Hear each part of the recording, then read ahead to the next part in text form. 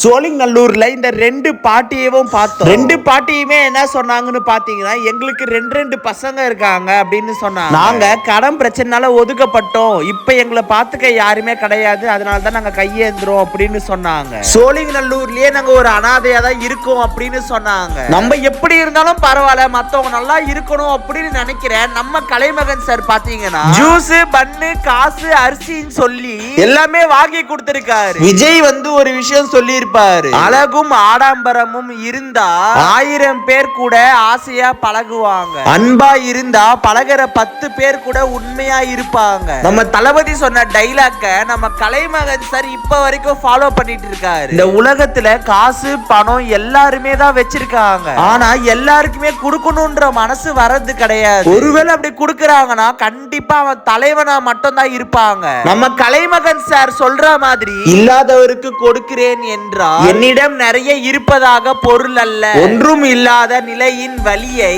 அனுபவித்திருந்தால் தான் நான் வந்து நிறைய கொடுக்கிறேன் அப்படின்னா அதுக்கு என்கிட்ட காசு இருக்குன்னு அர்த்தம் கிடையாது. நான் ஒண்ணுமே இல்லாத காலத்துல நான் அதை அனுபவிச்சிருக்கேன், அந்த ஒரு வருமானாலதான் நான் வந்து பணத்தை கொடுக்கிறேன். இந்த பாட்டிக்கு காசு கொடுக்கும் போது அவ்வளவு சந்தோஷமா இருந்தாங்க. நம்ம விஜய் சார் சொல்ற மாதிரி எங்க நல்லது நடந்தாலும் நம்ம பசங்க தான் பண்ணிருப்பாங்க. நம்ம கலைமகன் சார் எந்த ஊருக்கு போனாலும் ரொம்ப வயசானவங்க, மாற்றுத்திறனாளி அப்படின்றவங்களுக்கு எல்லாம் ஹெல்ப் பண்ணுவாரு. அதே மாதிரி சோழிங்கநல்லூர்ல இந்த ரெண்டு பாட்டிக்கு ஹெல்ப் பண்ணிருக்காரு.